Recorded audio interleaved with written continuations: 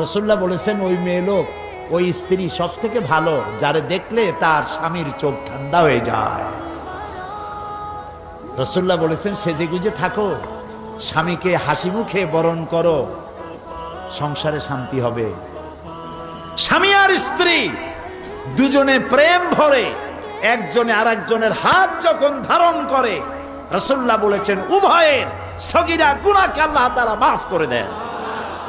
মা বোনদের কাছে অনেক সোনা আছে, স্বর্ণ গোল্ড, সারা বছর সিন্ধুকের মধ্যে পড়ে থাকে, কবে কার বিয়ে হবে সেই সময় একটু পড়লো,